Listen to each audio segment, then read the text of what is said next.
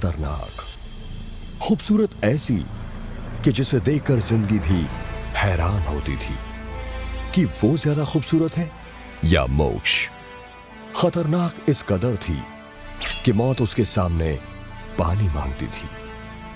सोने सी दमकती माया नगरी की अद्भुत जादूगरनी मोक्ष, जिस पर इस पूरी दुनिया को बचाने की जिम्मेदारी थी।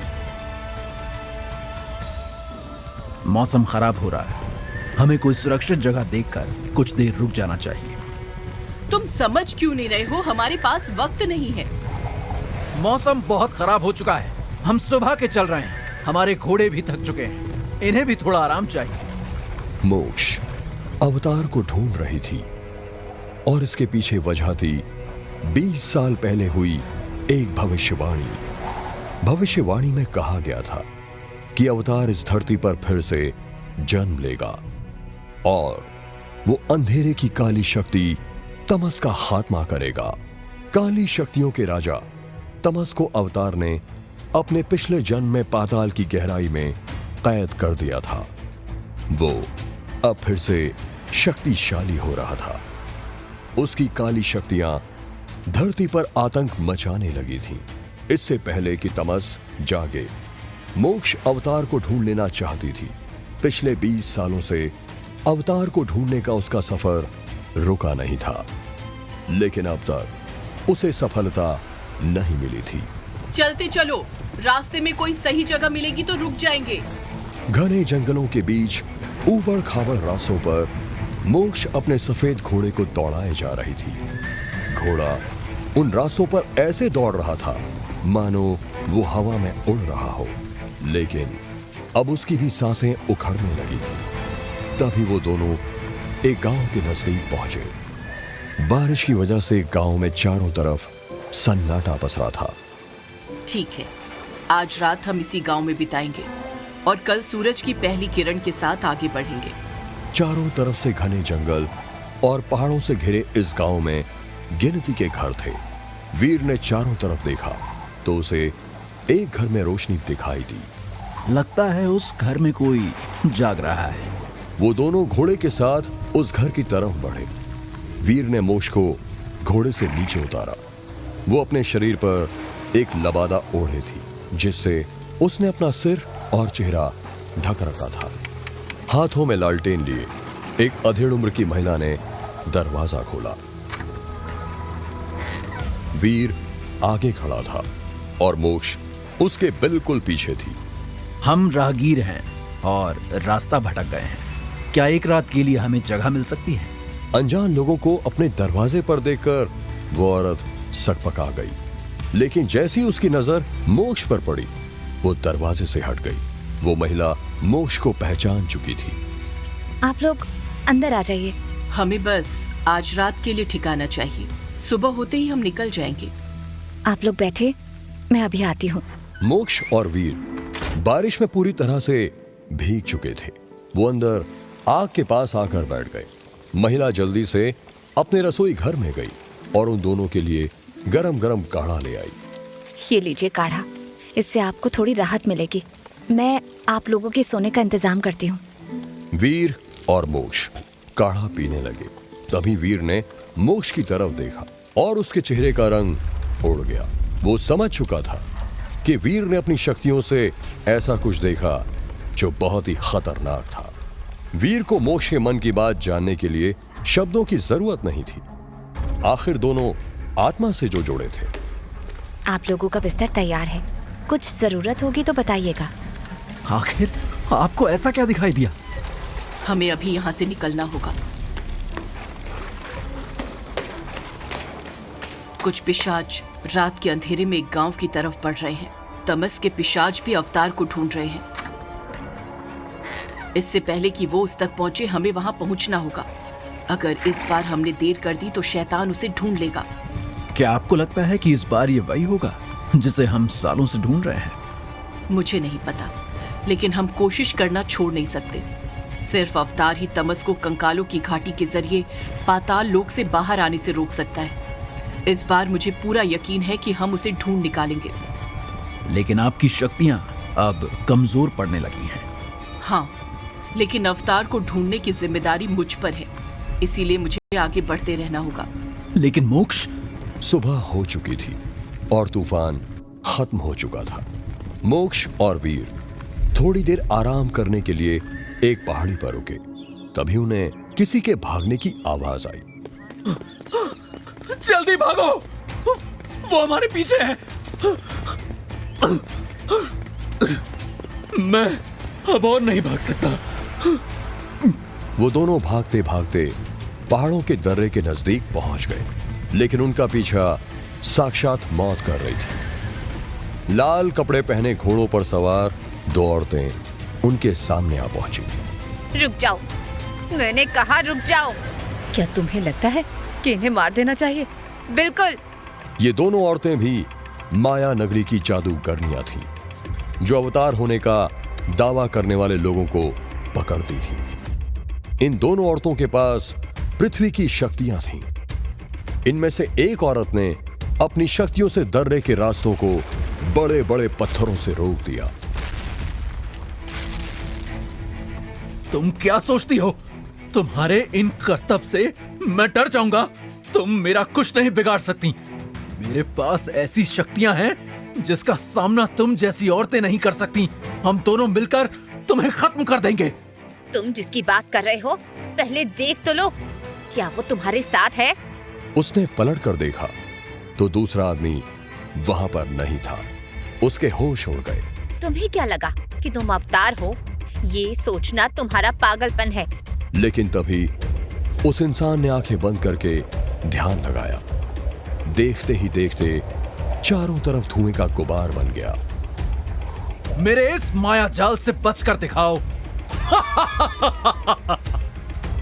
अपनी तरफ धुएं का गुबार आता देख वो दोनों सतर्क हो गए और उन्होंने अपने चारों तरफ सुरक्षा कवच बना लिया। वो गुबार पल भर में गायब हो गया। तुम जैसे लोगों के पास इतनी ताकत नहीं है जो हम जैसी शक्तिशाली औरतों का सामना कर सके। उस महिला ने अपने दोनों हाथों को मिलाकर एक आग का गोला बनाया और अपनी शक्तियों से उसे खड़े खड़े वहीं राख में बदल दिया। दूसरी तरफ पहाड़ी पर खड़ी मोक्ष ये सारा नजारा देख रही थी। चलो, ये वो नहीं है जिसकी हमें तलाश है। बाकी मेरी बहनें संभाल लेंगी। लेकिन आप ये कैसे कह सकती हो कि ये अवतार नहीं था?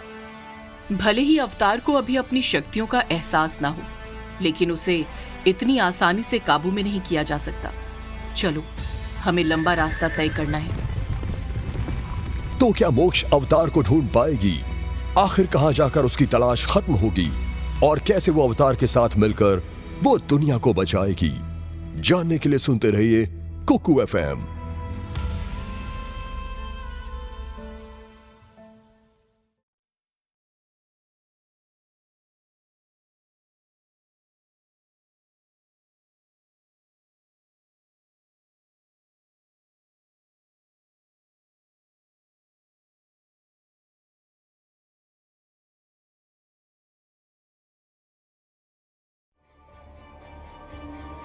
अवतार की तलाश में मोक्ष गांव-गांव भटक रही थी। एक बार फिर से वो ऐसे ही एक गांव पहुंच चुकी थी जिसका नाम था कालकी। ये गांव में इतना सन्नाटा क्यों है? ऐसा लग रहा है जैसे सब सो गए हैं। अभी तो रात भी ज्यादा नहीं हुई है। गांव के अंदर चलते हैं। मोक्ष और वीर धीरे धीरे गांव की तरफ बढ़ने लगे। उन्हें पता चला था कि इस गांव में कुछ लड़के लड़कियां हैं जो ताकतवर हैं और भविष्यवाणी के हिसाब से उनकी उम्र भी 20 के आसपास थी। लेकिन जैसे ही वो गांव के अंदर घुसे तो उन्हें रोने और चीखने चिल्लाने की आवाज सुनाई दी। ये आवाज कहां से आ रही है? क्या आप भी वही सोच रही हैं जो मैं सोच रहा हूं? इतना कहते वीर और मोक्ष तेजी से आवाज की तरफ भागे। जैसे ही वो गांव के बीच पहुंचे तो वहां का खूनी मंजर देखकर दोनों दंग रह गए। जमीन पर लाशों के ढेर पड़े थे। किसी की आंतें बाहर निकली थीं, तो किसी का सिर धड़ से अलग था। मरने वालों में आदमी, औरतें और बच्चे शामिल थे, और जो बच गए थे उनका रो रो के बुरा हाल था। चारों तरफ घायलों के चीखने और चिल्लाने की आवाजें आ रही थीं। ये सब देखकर मोक्ष का दिल बैठ गया। ये सब किसने किया? कुछ घंटे पहले बहुत सारे पिशाच हाथों में मशाल लिए आए। पहले तो उन्होंने गांव के जवान लड़के लड़कियों को मारना शुरू किया। जब सब उन्हें बचाने के लिए दौड़े तो फिर उन्होंने हम पर भी हमला किया। उन पिशाचों ने गांव के एक भी जवान लड़के लड़की को नहीं छोड़ा। मुझे इसी बात का डर था। ये सुनकर वो महिला सोच में पड़ गई। उसने मोक्ष की तरफ ऐसे देखा मानो वो उससे सवाल पूछ रही हो। हिम्मत रखिए आप लोग। जो चले गए हैं हम उन्हें तो वापस नहीं ला सकते, लेकिन जो घायल हैं हम उन्हें जरूर बचाने की कोशिश करेंगे। वीर, घायलों को एक जगह पर इकट्ठा करो। वीर ने तुरंत कुछ लोगों के साथ मिलकर घायलों को एक जगह पर इकट्ठा करना शुरू कर दिया। मोक्ष, जल्दी कीजिए। तभी मोक्ष उठी और घायलों के बीच में पहुंच गई। उसने अपनी आंखें बंद की और अपने दोनों हाथों को जोड़ लिया। आसमान में बिजली कड़कने लगी। मोक्ष ने अपने दोनों हाथों में इस बिजली को समेट लिया और उससे निकली रोशनी की किरणें घायलों के ऊपर गिरने लगी। थोड़ी ही देर में घायलों के घाव भरने लगे और कराने की आवाज बंद हो गई। इस गांव के लिए मोक्ष भगवान बनकर आई थी और वो सभी मोक्ष के सामने हाथ जोड़कर बैठ गए। आपका बहुत बहुत शुक्रिया। आपकी वजह से बहुत लोगों की जान बच गई। क्या आप हमें बता सकते हैं कि वो पिशाच किस दिशा में गए हैं? आप में से किसी ने कुछ देखा हो? पता नहीं, ये हमला इतना अचानक हुआ कि हमें कुछ समझ ही नहीं आया। उस आदमी का जवाब सुनकर मोक्ष उदास हो गई और दूसरे गांव की तरफ जाने के लिए अपने घोड़े की तरफ चल पड़ी। तभी एक आदमी दौड़ते हुए आया। रुकिए, रुकिए, मुझे मालूम है वो किधर गए हैं। मैंने उन्हें जाते हुए देखा। किधर गए हैं वो पिशाच? हाथों में मशाल लिए मैंने उन्हें 2 नदियों के गांव की तरफ जाते हुए देखा था। ये सुनकर मोक्ष ने वीर की तरफ देखा। वीर समझ गया कि क्या करना है। दोनों घोड़े पर सवार हुए और अंधेरे में ही निकल गए। दूसरी तरफ इन बातों से बेखबर दोआब गांव के लोग बसंत उत्सव की तैयारी में जुटे थे। गांव में रहने वाले रोहान, मिलान, अवनी, तारक और नूरी आने वाले खतरे से पूरी तरह अनजान गांव की सराय में बैठे मस्ती मजाक कर रहे थे। कितनी मस्करी करते हो तुम लोग। कभी तो गंभीर हो जाया करो। अच्छा, फिर तुम क्यों हमेशा सड़ा सा मुंह बनाई रहती हो? कभी तो हंस लिया करो नूरी। चलो मैं चलती हूँ। मुझे जंगल में कुछ जड़ी बूटियां ढूंढनी है। अरे थोड़ी देर रुक जाओ, बस 10 मिनट में खाना तैयार हो रहा है। खाना खाकर जाना। अभी नहीं, फिर कभी। रात भी होने वाली है। तुम्हें रात का कैसा डर नूरी? रात तो तुमसे डरती है। तारक के ये कहते ही सभी जोर जोर से हंसने लगे। सबको हंसता देख नूरी गुस्से में रसोई में चली गई। नूरी को ज्यादा देख अवनी भी उसके पीछे भागी। थोड़ी देर में दोनों खाना ले आईं। पांचों एक साथ खाना खाने लगे। बहुत ही लजीज खाना था, मजा आ गया। हाँ, चलो घर निकलते हैं। कल पहाड़ी पर मुलाकात होगी। हाँ, सब लोग समय से आ जाना। नूरी, तुम भी जरूर आना। ठीक है, मैं कोशिश करूंगी। सराय से पांचों अपने अपने घर के लिए निकल गए। वहीं मोक्ष और वीर के घोड़े बिजली की रफ्तार से भाग रहे थे। वो चारों तरफ देख रहे थे, लेकिन उन्हें कहीं भी मशाल की रोशनी नहीं दिखी। कहीं हम गलत दिशा में तो नहीं जा रहे? ऐसा लगता तो नहीं। हो सकता है वो लोग बाद में किसी और दिशा में मुड़ गए हो। फिर तभी मोक्ष ने घोड़े की लगाम खींच दी। उसने अपनी आंखें बंद की और कुछ सोचने लगी। फिर अचानक से घोड़े को उल्टी दिशा में दौड़ा दिया। वीर भी उसके पीछे चल दिया। उधर दोआब में अगले दिन गांव की पहाड़ी पर पांचों दोस्त पहुंचे। आज यहाँ रोहान, तारक और मिलान रेस करने वाले थे। आज तो मैं ही जीतूंगा। जैसे हर बार जीतते हो। अवनी और नूरी, तुम दोनों तारक पर नजर बनाए रखना। देखना ये बेईमानी ना करें। रूहान तो हमेशा सच बोलता है। ध्यान से दौड़ना, रास्ता सही नहीं है। पैर फिसला नहीं कि। रुक जाओ तुम लोग। हवाओं की रफ्तार धीरे धीरे तेज होने लगी। तभी नूरी ने अपनी आंखें बंद कर ली। वहीं बाकी चारों से देखने लगे। तभी अचानक से नूरी ने आंखें खोली और जोर से चिल्लाई, भागो, पीछे आफत आ रही है। पांचों पहाड़ी से नीचे की तरफ भागे। थोड़ी देर में एक तेज बवंडर अपने साथ एक बड़ा सा पत्थर लेकर उनकी तरफ बढ़ने लगा।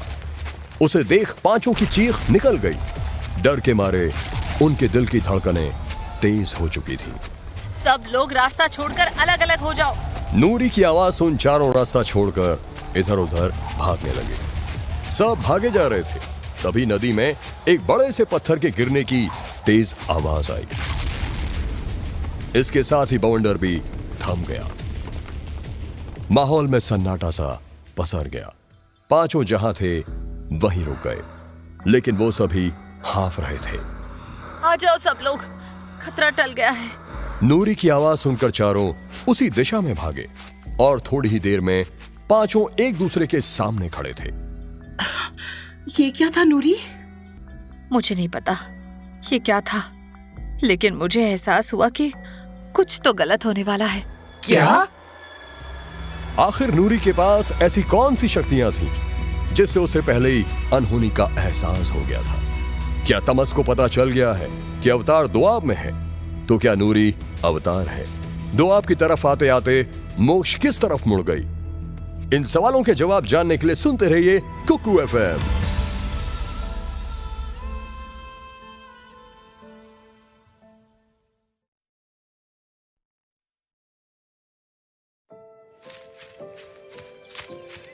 रूहान और तारक जंगल में शिकार पर निकले थे, लेकिन देर तक उन्हें कोई शिकार नजर नहीं आया। लेकिन तभी अचानक, रूहान, मेरे पीछे कुछ है क्या? शांत खड़े रहना, हिलना नहीं। और ये कहते हुए रूहान ने धनुष से तीर छोड़ दिया और वो सीधे निशाने पर जा लगा। एक ही पल में हिरण वहीं पर ढेर हो गया। दोनों ने हिरण को एक बोरी में भरा और गांव की तरफ चलने लगे। तभी रूहान की नजर बुरांस के फूलों पर पड़ी। उसने थोड़े से फूल तोड़कर अपनी जेब में रख लिए। वहीं तारक आज के शिकार से बहुत खुश था। आज तो अच्छी दावत होगी, मेरी बहनें तो खुश हो जाएंगी। मेले से पहले दावत, क्या बात है। तभी रूहान को अचानक ऐसा लगा जैसे कोई उनका पीछा कर रहा हो। वो तुरंत पलटा और अपना धनुष तान दिया। कौन है? लेकिन रूहान को पीछे कोई नहीं दिखा। फिर उसने चारों तरफ देखा, लेकिन वहां भी कोई नहीं था। छोड़ दे, हो सकता है कोई जानवर हो। हमें यहाँ से जल्दी निकलना चाहिए, मुझे कुछ सही नहीं लग रहा। ये कहते हुए रूहान और तारक जल्दी जल्दी आगे बढ़ने लगे। लेकिन जैसे ही दोनों गांव के करीब पहुंचे तो एक काले घुड़सवार को देखकर उनके कदम वहीं रुक गए। काले लबादे में वो घुड़सवार बहुत ही डरावना लग रहा था। काले कपड़ों से उसका पूरा शरीर ढका हुआ था। सिर्फ नाक से नीचे का चेहरा नजर आ रहा था। वो चेहरा ना तो इंसान जैसा था और ना जानवर जैसा। उसका चेहरा एकदम सफेद था और होंठ पतले और बिल्कुल काले थे। रूहान, तारक कुछ समझने की कोशिश कर ही रहे थे कि काले घुड़सवार ने अपना मुंह खोल दिया, जिसे देख रूहान और तारक की रूह कांप गई। उन्हें उसके मुंह के अंदर लाशों का ढेर दिखा। अब ये क्या बला है? और ये हमारे गांव की तरफ क्या कर रहा है? भगवान जाने। लेकिन रूहान, भागो यहां से। एक तरफ रूहान और तारक गांव की तरफ भागे तो वहीं मोक्ष और वीर चलते चलते कालपी गांव पहुंच गए। वैसे तो ये गांव छोटा था, लेकिन देखने में काफी साफ सुथरा सुंदर था। आपको लगता है कि यहाँ अवतार मिलेगा? मुझे नहीं पता, लेकिन हमें हर गांव देखना होगा। दोनों गांव में काफी देर तक घूमते रहे, लेकिन उन्हें ऐसा कोई नजर नहीं आया जिसमें अवतार की झलक हो। थक हार कर दोनों एक घर के सामने रुक गए। उस घर से काफी आवाजें आ रही थी। दोनों उस घर की तरफ बढ़े और दरवाजा खटखटाया। तभी एक महिला ने दरवाजा खोला। अपने सामने लंबी, पतली और खूबसूरत नए नक्श वाली मोक्ष को देखकर उसकी नजरें उसी पर टिक गईं। कभी वो उसके कपड़े को देखती तो कभी उसके बगल में खड़े वीर को। हम बहुत दूर से आए हैं, क्या हमें खाने और पीने के लिए कुछ मिल सकता है? जी जी, अंदर आइए। मोक्ष और वीर अंदर गए तो देखा एक छोटी बैठक में कुछ औरतें, आदमी और बच्चे बैठे कुछ खा रहे थे और बातों में लगे हुए थे। मोक्ष ने उनकी तरफ इशारा करते हुए पूछा, ये लोग क्या आपके रिश्तेदार हैं? नहीं, ये दूर गांव से आए हैं। पड़ोस के गांव का मेला देखने जा रहे हैं। चाय पानी के लिए यहाँ रुके हैं। मेला? जी, दुआब में बसंत का बहुत बड़ा मेला लगता है। दूर दूर से लोग आते हैं। हम लोग भी कल जाएंगे। आप लोग बैठिए, मैं कुछ खाने को लाती हूँ। मोक्ष और वीर को बैठाकर वो औरत झट से रसोई में गई। थोड़ी ही देर में वो एक बड़ी सी तश्तरी में खाने और पीने का सामान लेकर हाजिर हो गई। लीजिए, गर्मा गर्म कहवा। शुक्रिया। ये बोलते हुए मोक्ष ने कहवे का कप पकड़ लिया। उसने कहवे का एक बड़ा सा घूंट लिया और सामने खड़ी औरत की तरफ देखते हुए बोली, आपसे कुछ पूछ सकती हूँ? जी जरूर। मोक्ष की बातों को सुनने के लिए वो महिला वहीं कुर्सी पर बैठ गई तो वीर खाने पर जुट गया। दूसरी तरफ रूहान सराय में अवनी के सामने बुरांस के फूलों के साथ खड़ा था और वो जल्दी जल्दी मेज साफ कर रही थी। तभी रूहान उसके करीब पहुंचा। मैं तुम्हारी कुछ मदद कर दूं? शुक्रिया, लेकिन आज तुम्हें नहीं आना चाहिए था। ठीक है, तुम्हारे पास इस समय बहुत काम है, लेकिन रूहान अभी अपनी बात पूरी भी नहीं कर पाया था कि काम करते हुए अवनी बीच में बोल पड़ी, तुम अभी जाओ, हम कल मेले में मिलते हैं। मैं तुम्हारे लिए कुछ लाया था। ये सुनते ही अवनी ने उसकी तरफ देखा। रूहान के हाथ में बुरांस के फूल देखते ही अवनी के चेहरे पर चमक आ गई। उसने अपना काम छोड़ा और रूहान का हाथ पकड़कर उसे एक तरफ ले गई। एक दूसरे का हाथ थामे वो दोनों वहीं बैठ गए। रूहान ने बड़े ही प्यार से वो फूल अवनी के बालों में लगा दिए। अवनी ने रूहान की आंखों में ऐसे देखा जैसे वो उसे शुक्रिया कह रही हो। बुरांस के फूल मुझे बहुत पसंद है। जानता हूं। रूहान ने अवनी के दोनों गालों को अपने हाथों से थाम लिया और धीरे से उसके माथे को चूम लिया। अवनी ने शर्म से अपनी आंखें बंद कर ली और अपने चेहरे को रूहान के सीने में छुपा लिया। ना जाने कितनी ही देर दोनों ऐसे ही बैठे रहे। दोनों की जुबान तो बंद थी, लेकिन धड़कनें तेजी से चल रही थीं। वहीं दूसरी तरफ कपाली में उस औरत और मोक्ष के बीच में बातें चल रही थीं। उससे बात करने के बाद मोक्ष को लगा कि अब उसके सफर का अंत होने वाला है। वो अब अवतार के बिल्कुल करीब थी। अब ये रूहान और तारक कहाँ रह गए? तभी मिलान ने देखा कि रूहान और तारक सामने से चले आ रहे थे। मैं कब से तुम लोगों का इंतजार कर रहा हूँ। अपना गुस्सा छोड़, हमें तुझसे कुछ जरूरी बात करनी है। ये कहते हुए रूहान ने मिलान का हाथ पकड़ा और शोर शराबे से दूर जाने लगा। तारक भी उसके साथ चल पड़ा। कहाँ ले जा रहे हो? बस थोड़ी दूर और। जब वो तीनों मेले से थोड़ी दूर पहुंच गए तो रूहान वहीं रुक गया। रूहान के चेहरे पर घबराहट देख मिलान परेशान हो गया। क्या हुआ? सब ठीक तो है ना? कल मैंने और तारक ने एक बहुत ही अजीब से काले घुड़सवार को देखा था। मैंने भी 2 रोज पहले ऐसा ही एक घुड़सवार देखा था, लेकिन मुझे लगा शायद ये मेरा वहम है। क्या? तुमने भी? आखिर ये काला घुड़सवार कौन था जिसके बारे में रूहान, तारक और मिलान बातें कर रहे थे? क्या वो अंधेरे का भेजा हुआ कोई नर पिशाच था? क्या मोक्ष समय रहते दोआब गांव पहुंच पाएगी? जानने के लिए सुनते रहिए कुकू FM।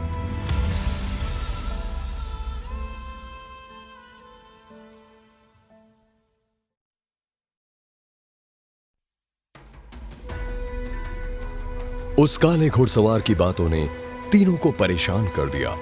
वो हैरान थे कि आखिर वो घुड़सवार है कौन और उनके गांव में क्या कर रहा है। यही सोचते हुए वो तीनों फिर से मेले में आ गए, जहां उन्हें अवनी मिली। कहाँ थे तुम लोग? मैं कब से ढूंढ रही थी। अवनी ने देखा वो तीनों कुछ परेशान है तो शांत हो गई। तुम तीनों के चेहरे का रंग क्यों उड़ा है? ऐसा लग रहा है जैसे तुम लोगों ने कोई भूत देख लिया हो। समझो कि भूत ही देख लिया है। मतलब?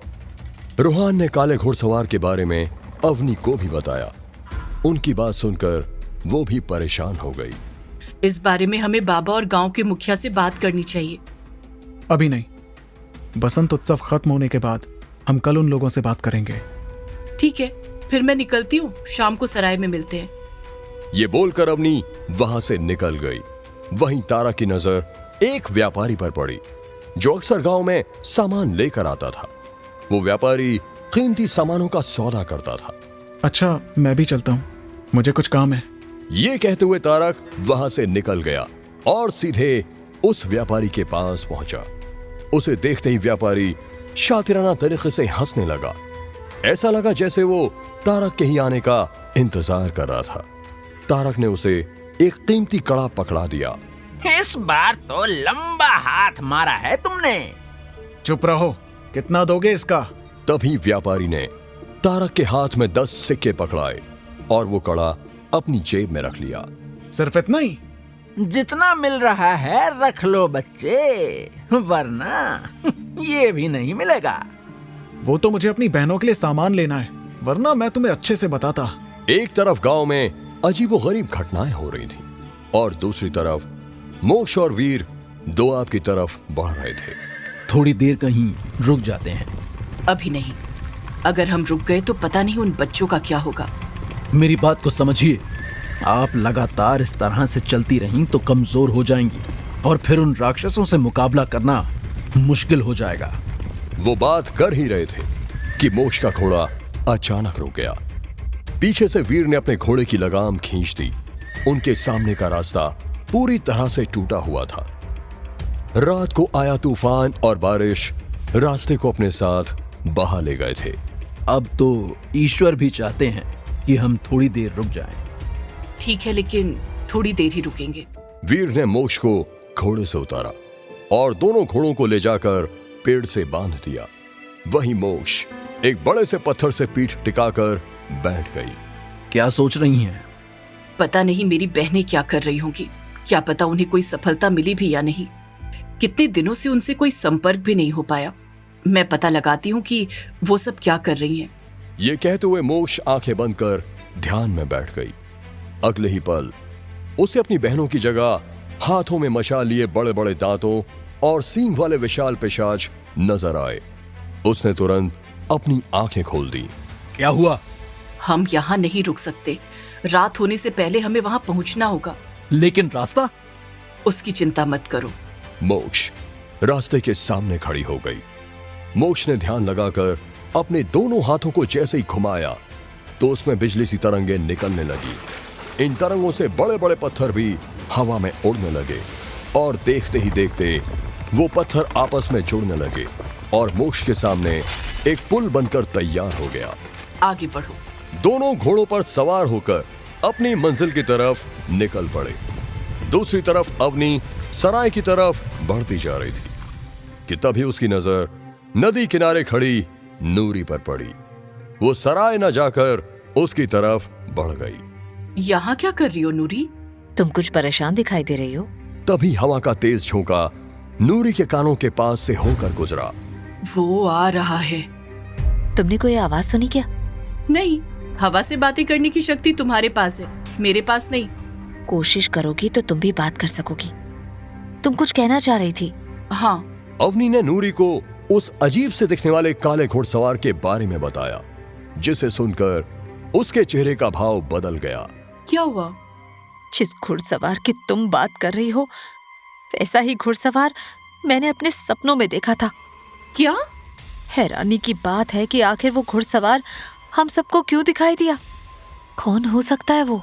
नूरी के दिमाग में लगातार हवाओं की बातें घूम रही थीं, तो वहीं काले घुड़सवार ने भी उसकी चिंता को और बढ़ा दिया था।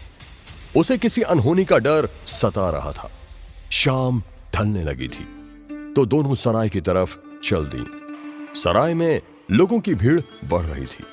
लोग बसंत उत्सव का जश्न मनाने के लिए इकट्ठा हो रहे थे। दूसरी तरफ मोक्ष भी दोआब गांव के नजदीक पहुंच चुकी थी।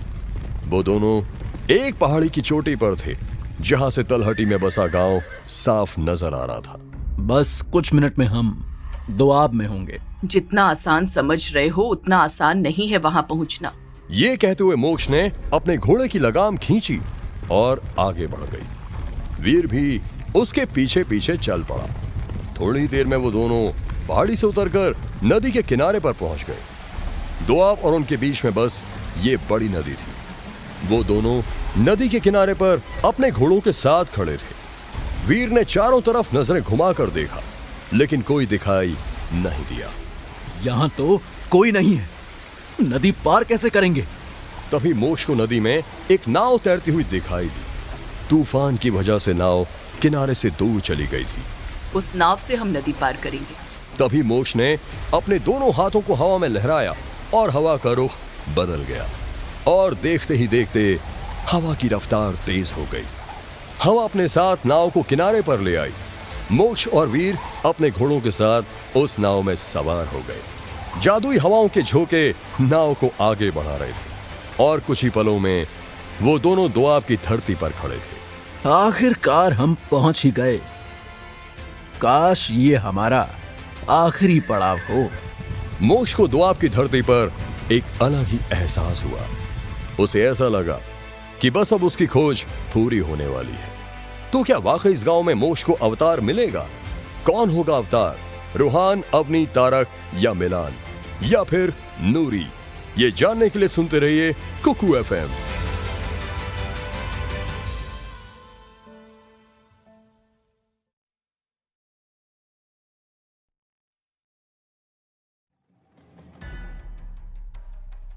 सराय में खुशगवार माहौल था। खाने पीने का दौर चल रहा था। सभी मस्ती के आलम में थे। वहां मौजूद हर कोई अपनी अपनी कहानियों के साथ हाजिर था। कोई अपने गांव की कहानी, तो कोई अपनी प्रेम की कहानी बता रहा था, तो कोई काली शक्ति और भूत प्रेत की। क्या तुम भूत प्रेत और राक्षसों की कहानी पर यकीन करते हो? नहीं भाई, मुझे तो ऐसी कहानियों पर बिल्कुल विश्वास नहीं है। सोचो, कभी तुम्हारे सामने अचानक कोई राक्षस आ जाए, तब क्या करोगे? ऐसा तो कभी होगा नहीं, लेकिन अगर हुआ तो तुम दबाकर भाग जाऊंगा, और क्या। तभी रूहान, तारक और मिलान भी सराय पहुंचे। वो एक तरफ कोने में रखी कुर्सी पर जाकर बैठ गए।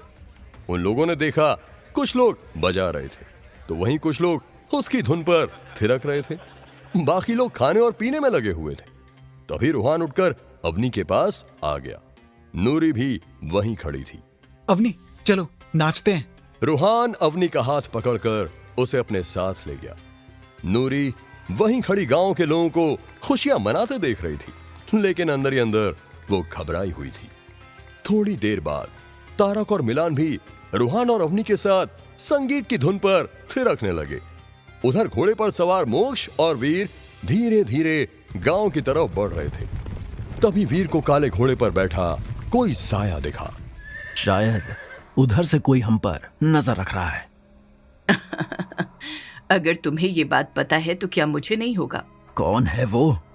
वो अंधकेश है, तमस के सबसे वफादार दानवों में से एक। हाँ, मैंने सुना है इसके बारे में, लेकिन वो यहाँ क्या कर रहा है? वही जो हम यहाँ कर रहे हैं। काले साए जैसा दिखने वाला ये जीव न इंसान है, न पिशाच, न धरती का रहने वाला है, न पाताल का। इसका कोई ठिकाना नहीं है। बस इसका एक ही मकसद है, तमस के लिए अवतार को ढूंढना। सालों से ये भी अवतार की तलाश में भटक रहा है। अगर हमसे पहले इसने अवतार को खोज लिया तो? ऐसा हुआ तो फिर काली शक्तियों से इस दुनिया को कोई नहीं बचा पाएगा, क्योंकि अवतार अभी तमस से लड़ने को तैयार नहीं है। लेकिन एक बात तो तय है। क्या? अगर अंधकेश यहाँ है तो हम सही जगह पर पहुंचे हैं। जैसे ही दोनों गांव के अंदर पहुंचे, उन्हें गाने बजाने की आवाजें सुनाई दी। लगता है वहां कोई जश्न मनाया जा रहा है। ठीक है, फिर हम भी उधर ही चलते हैं। हो सकता है हमारा काम वहीं पूरा हो जाए। मोक्ष और वीर सराय की तरफ बढ़ चले। उधर सराय में रूहान, तारक, मिलान और अवनी उन्हीं की बातें कर रहे थे। सुनने में आया कि शानदार लिबास में एक खूबसूरत सी औरत और एक हट्टा कट्टा मजबूत डील डॉल वाला आदमी आसपास के गांव में घूम रहे हैं। गांव में हर कोई उनकी ही बातें कर रहा है। मैंने सुना है कि वो किसी अवतार को ढूंढ रहे हैं। वो भविष्यवाणी वाला अवतार? क्या तुम्हें कहानियों पर यकीन है? ये बकवास के सिवा और कुछ नहीं है। उधर नूरी भी उनकी बातें सुन रही थी। ये बातें सुनकर वो भड़क गई। तुम लोगों को इन बातों पर ध्यान देने की कोई जरूरत नहीं है। इन अनजान लोगों से तुम जितना दूर रहोगे उतना अच्छा होगा। लेकिन क्यों नूरी? मैंने सुना है कि उनके पास कमाल की जादुई शक्तियां हैं। वो पलक झपकते ही बड़े से बड़े घाव को भर देते हैं। लेकिन जिनके बारे में तुम जानते नहीं हो, उन पर भरोसा नहीं कर सकते। नूरी जानती थी कि ये लोग जिन दो लोगों की बातें कर रहे थे वो माया नगरी से हैं। वहां की जादूगरनियों के प्रति नूरी के मन में बहुत गुस्सा था। वो सालों से इस गुस्से को दबाए बैठी थी, लेकिन आज उनके बारे में सुनकर वो आग बबूला हो गई। लेकिन तभी सराय का दरवाजा जोर से खुला और एक ठंडी हवा का झोंका अंदर आया। अचानक सभी की नजरें दरवाजे पर टिक गईं। उन्हें एक औरत और विशाल कद वाला आदमी दिखा। औरत ने नीले रंग के शानदार कपड़े पहने हुए थे। उसके माथे पर सोने से जड़ा दुपट्टा था। उसके चेहरे पर ऐसा तेज था कि हर कोई उसकी तरफ आकर्षित हो रहा था। वहीं उस आदमी ने भी लोहे का कवच पहना हुआ था, जिस पर एक अनोखा चिन्ह था। उन्हें देखकर सराय में खुसर पसर होने लगी। ये लोग कौन हैं? यहाँ आसपास के तो नहीं लगते। लगता है कोई मुसाफिर हैं। ये कोई आम मुसाफिर नहीं है। कहीं ये वो दोनों तो नहीं जिनकी हम अभी बातें कर रहे थे? रूहान, मिलान, अवनी और तारक हैरानी से मोक्ष और वीर की तरफ देखने लगे, लेकिन नूरी उन्हें पहचान चुकी थी। उन्हें देखते ही नूरी का चेहरा गुस्से से लाल हो गया। उधर मोक्ष ने चारों तरफ देखा और फिर वो वीर के साथ अंदर आ गई। दोनों सराय की मालकिन के पास पहुंचे। ये माया नगरी की शक्तिशाली जादूगरनी मोक्ष हैं और मैं उनका रक्षक वीर। ये सुनते ही हर कोई वहां कानाफूसी करने लगा। अच्छा, तो ये वही जादूगरनी है जो अवतार को ढूंढ रही है। तभी मोक्ष सराय की मालकिन से बात करने लगी। इतने सारे लोग? लगता है आज गांव में कोई जश्न है। जी, हम सभी बसंत उत्सव का जश्न मनाने के लिए यहाँ इकट्ठे हुए हैं। बस अब ये जश्न खत्म ही होने वाला है। इस गांव के बारे में हमने बहुत सुना था, आज देख भी लिया। जी शुक्रिया। तभी मोक्ष ने अपनी उंगली में पड़ी नीले रंग की अंगूठी अवनी की मां को दिखाई। दरअसल माया नगरी में हर जादूगरनी के पास अपनी शक्तियों के हिसाब से अंगूठी होती थी। ये अंगूठियां पंच तत्वों से बनी थीं, जो उनकी शक्तियों का प्रतीक थीं। अवनी की मां उस अंगूठी को पहचान गई थी, साथ ही मोक्ष की ताकत को भी। कहिए, मैं आपकी क्या मदद कर सकती हूँ? हमें रहने के लिए कमरा चाहिए और घोड़ों के लिए अस्तबल। जी बिल्कुल, आप लोग बैठिए। मोक्ष और वीर एक कोने में बैठ गए। तभी मोक्ष की आंखें एक पल के लिए बंद हुईं। उसे फिर वहीं पिशाच नजर आए और वो अचानक उठी और लोगों के बीच जाने लगी। कहाँ जा रही हैं? यहाँ कुछ बहुत बुरा होने वाला है। मुझे जल्दी उसे ढूंढना होगा। तुम यहीं बैठो, मैं अभी आई। मोक्ष उठकर सराय में टहलने लगी। वो सराय में बैठे हर उस लड़के लड़कियों को ध्यान से देख रही थी, जिनकी उम्र 20 के करीब थी। तभी उसकी नजर कोने में बैठे उन पांचों पर पड़ी। उन्हें देखते ही उसकी आंखें चमक गईं। तो क्या मोक्ष अवतार को पहचान गई थी? क्या वो अवतार को इस गांव से ले जाने में कामयाब हो पाएगी? जानने के लिए सुनते रहिए कुकू FM।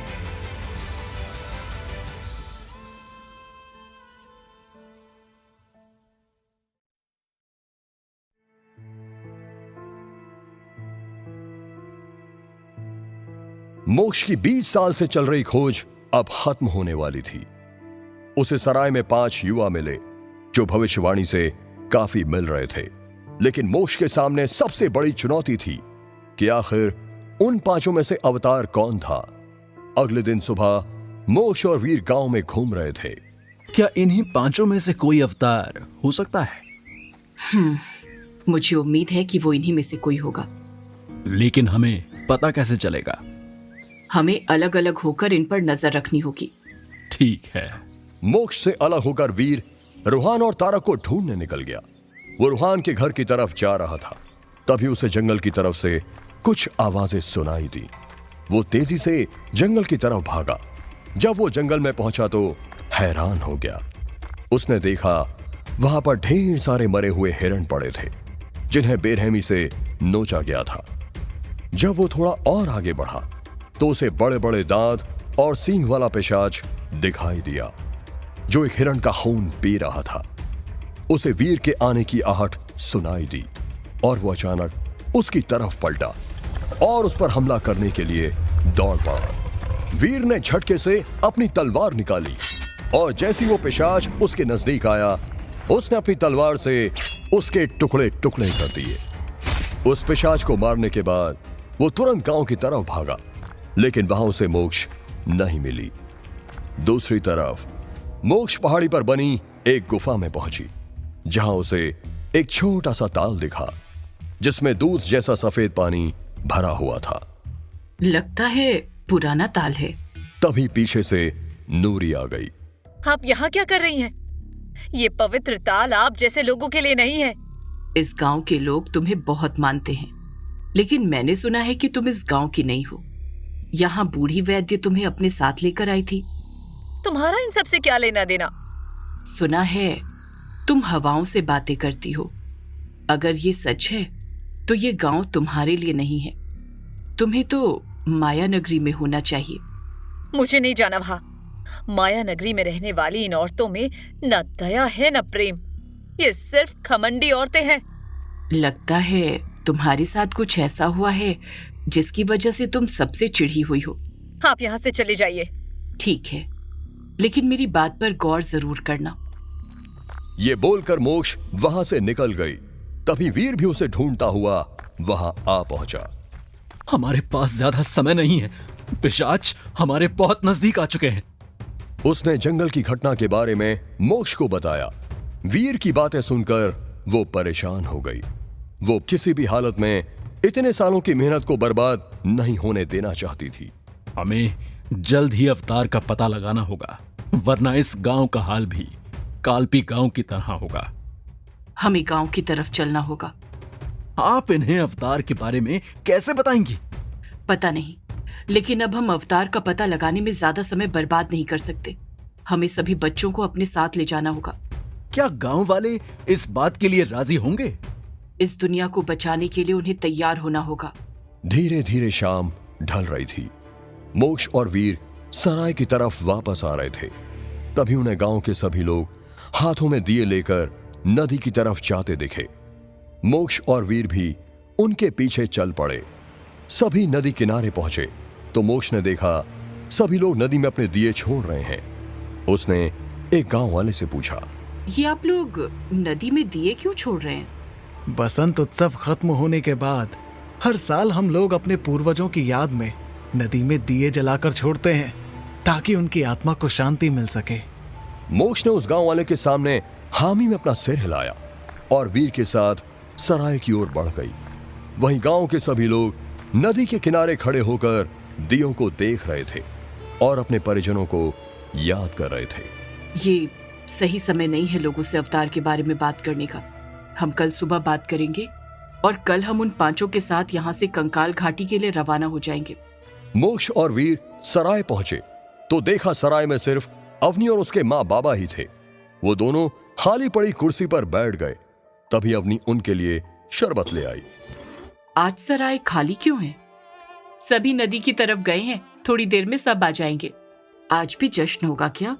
जी, आज जश्न ज्यादा देर नहीं चलेगा, बस कुछ घंटे। अच्छा। मोक्ष और वीर ने शरबत का गिलास उठा लिया और धीरे धीरे पीने लगे। उनका शरबत खत्म हो गया तो वो अपने कमरे में जाने के लिए उठ गए। तभी उन्होंने देखा लोगों की भीड़ सराय में घुस रही है। कुछ ही देर में सराय की सारी कुर्सियां भर गई। ये अच्छा मौका है, हमें यहाँ के बड़े बुजुर्ग से बात करनी चाहिए। इतने शोर शराबे में कैसे बात करेंगी? कौन सुनेगा आपकी बात? तभी मोक्ष ने रूहान को अपने बाबा का हाथ पकड़े सराय के भीतर दाखिल होते हुए देखा। उसके बाबा अपने दोस्तों के बीच जाकर बैठ गए और रूहान मिलान और तारक के पास। मोक्ष नूरी को ढूंढने लगी, लेकिन उसे वो नजर नहीं आई। जैसे जैसे रात बढ़ रही थी, सराय में मौज मस्ती के साथ मोक्ष की धड़कनें बढ़ रही थी। मोक्ष अपनी कुर्सी से उठ गई और जैसे ही जाने को हुई, वीर ने उसे टोका।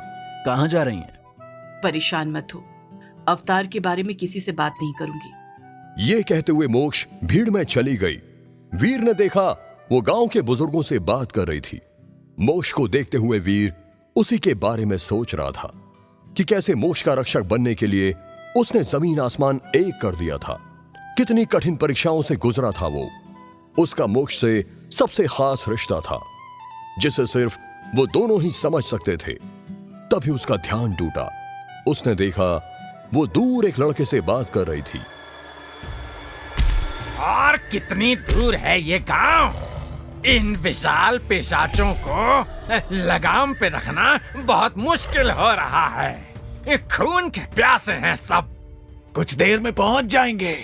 पूरे गांव को तबाह कर देंगे और एक एक आदमी के टुकड़े टुकड़े करके खाएंगे। देखते हैं कौन सा अवतार इन्हें बचाने आता है। खून के प्यासे राक्षसों का झुंड गांव की तरफ तेजी से बढ़ रहा था। वहीं सराय में भी जश्न खत्म हो गया था। सभी अपने घरों को जा चुके थे। मोक्ष और वीर भी अपने कमरे में सोने के लिए जा चुके थे। अब क्या होगा? अंदेशा होने के बावजूद क्या मोक्ष गांव वालों को आगाह करके राक्षसों से बचा पाएगी? क्या मोक्ष अवतार को लेकर इस गांव से निकल पाएगी? जानने के लिए सुनते रहिए कुकू एफएम।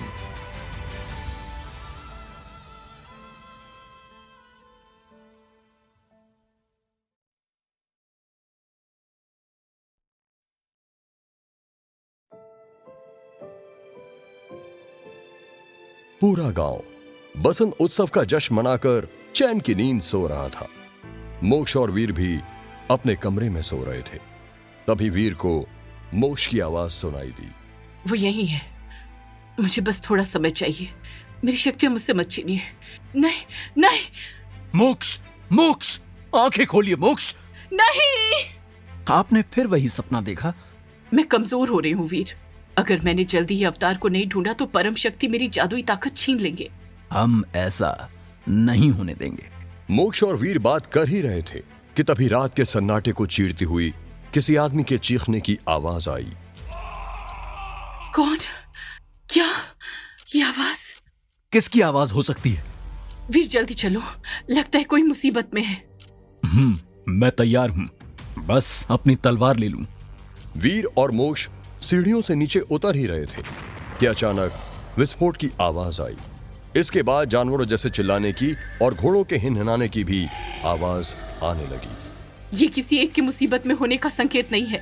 यहाँ तो पूरे गांव पर खतरा मंडरा रहा है। मोक्ष और वीर सराय से निकलकर रास्ते पर आ गए।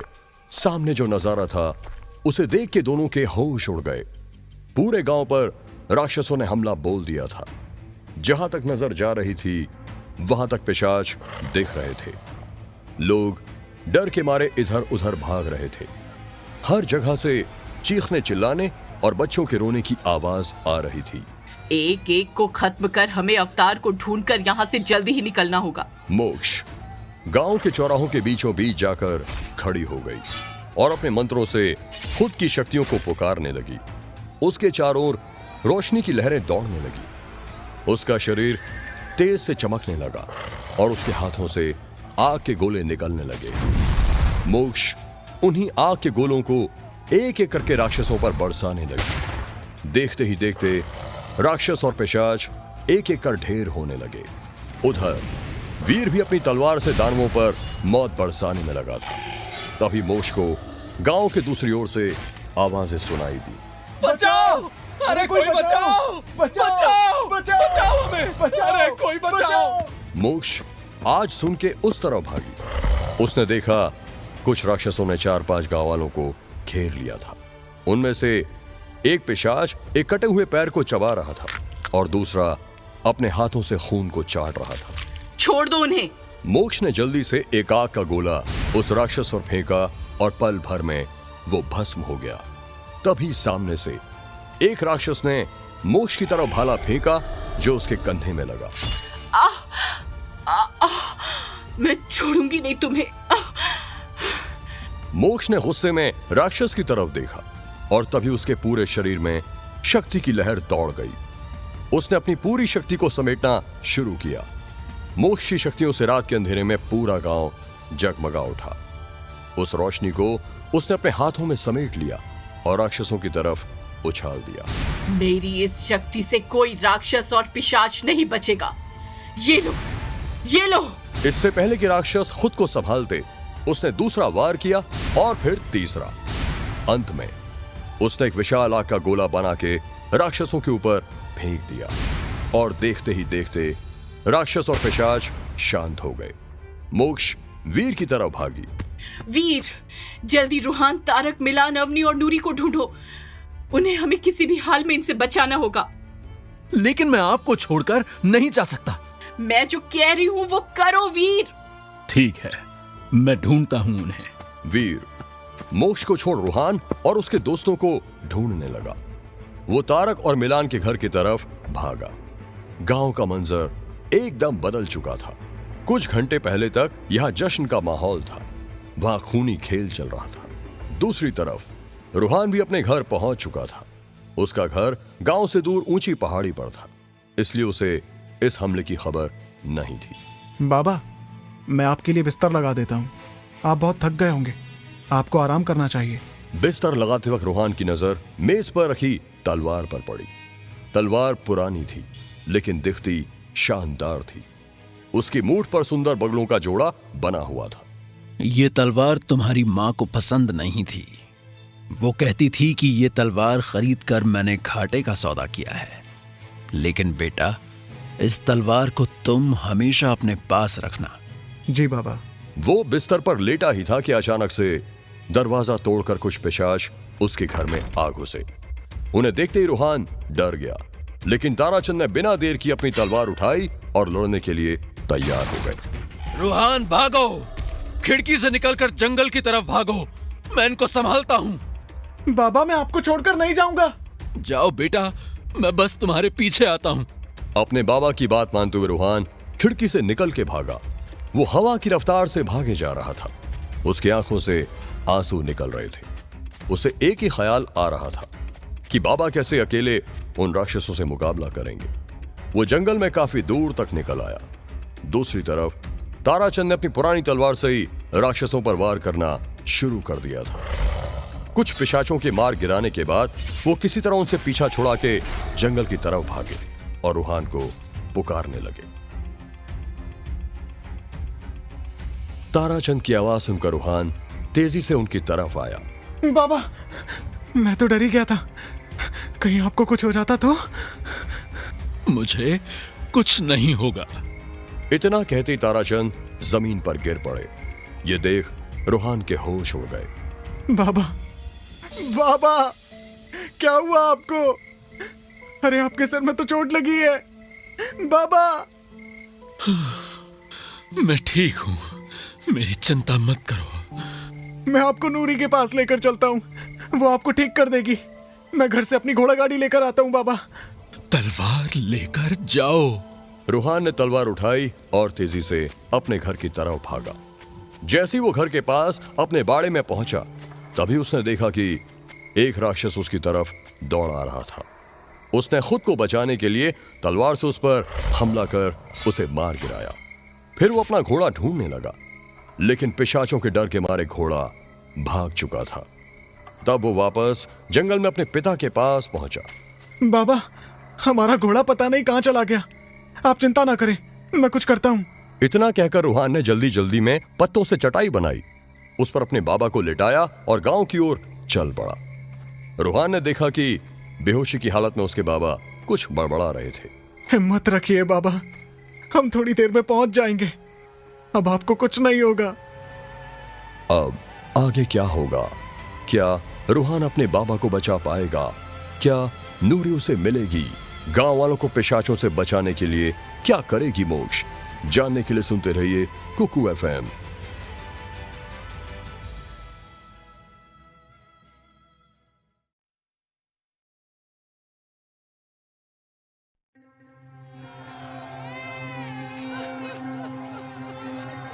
जैसे ही रूहान गांव के अंदर दाखिल हुआ, वहां का मंजर देख उसके होश उड़ गए। चारों तरफ चीख पुकार मची थी। हे भगवान, नूरी को कहां ढूंढूं? रूहान ताराचंद को लेकर सराय पहुंचा तो देखा अवनी के पिता बाहर खड़े थे। कुछ समय पहले तक जो सराय गुलजार था, वहां सब कुछ बिखरा पड़ा था। दरवाजा एक तरफ टूटा पड़ा था और दूसरी तरफ कुर्सी मेज। अरे रूहान बेटा, शुक्र है तुम दोनों ठीक हो। ताराचंद जी तो घायल है, इन्हें इलाज की सख्त जरूरत है। हाँ चाचा, आप नूरी को बुलवा दीजिए, वो ही इनका इलाज कर सकती है। नूरी का पता नहीं चल रहा कि वो कहाँ है। हमले के बाद से किसी ने उसे नहीं देखा। तभी वहां अवनी दौड़ती हुई आई। रूहान को सही सलामत देख उसे काफी सुकून मिला। वो रूहान को कुछ घंटे पहले हुए हादसे के बारे में बताने लगी। उसने बताया कि जब राक्षसों ने गांव पर हमला किया था तो उनकी आवाज सुनकर वो और नूरी भी गांव की सड़क पर आ गई थी। तभी उन्हें एक राक्षस अपनी तरफ आता हुआ दिखाई दिया। अरे अवनी, बचना! इससे पहले कि नूरी की आवाज अवनी तक पहुंचती, उस राक्षस ने अवनी के पैरों को पकड़ के उसे घसीटना शुरू कर दिया। नूरी बचाओ! रुक जा तरिंदे, मैं तुझे छोड़ूंगी नहीं। अवनी को मुसीबत में देख के नूरी के अंदर एक अजीब सी शक्ति जाग उठी। उसने अपनी जेब से खंजर निकाला और राक्षस पर टूट पड़ी। छोड़ अवनी को! राक्षस नूरी के वार से घायल हो गया और उसने अवनी को छोड़ दिया। नूरी ने अवनी का हाथ पकड़ा और आग के गोले और लाशों से खुद को बचते बचाते एक दीवार के पीछे छुप गई। ये जगह सुरक्षित लग रही है। देखो, कब तक राक्षसों से बचते हैं। तभी अवनी की नजर उनके करीब आ रहे राक्षस पर पड़ी। भागो नूरी! दोनों वहां से तेजी से भागी। तभी राक्षस ने पीछे से नूरी के बालों को पकड़ लिया। नूरी की चीख निकल गई और वो जमीन पर गिर गई। राक्षस उसे बालों से घसीटते हुए जंगल की ओर चला गया और अवनी दूर से उसे देखती रह गई। मतलब नूरी जिंदा भी होगी या नहीं? अब तो ताराचंद जी का इलाज सिर्फ एक इंसान कर सकता है। कौन? मोक्ष। मैं मोक्ष से बात करता हूँ। तारक और मिलान तो ठीक है ना? हाँ बेटा। तभी रूहान मोक्ष के पास पहुंचा जो घायलों के बीच में बैठी थी। मोक्ष, आपको मेरे साथ सराय तक चलना होगा। मेरे बाबा बहुत बुरी तरह से घायल हैं। उन्हें आपकी मदद की जरूरत है। मोक्ष, आप बहुत कमजोर हो गई हैं। इतनी जल्दी शक्तियों का फिर से इस्तेमाल करना आपके लिए ठीक रहेगा क्या? मुझे ये करना ही होगा वीर, रूहान के लिए। मोक्ष रूहान के साथ सराय की तरफ भागी। उसके पीछे वीर भी भागा। ओह, इन्हें तो बहुत गहरी चोट लगी है। मोक्ष ने ताराचंद के घाव को देखा तो उसके चेहरे पर परेशानी के बादल छा गए। खुद पर काबू रखते हुए मोक्ष ने कहा, ये तो दैत्यों की घाटी में बनी हुई तलवार का घाव है। अगर सही इलाज ना मिला तो ये धीरे धीरे पूरे शरीर को खा जाएगी। मेरे बाबा को बचा लीजिए।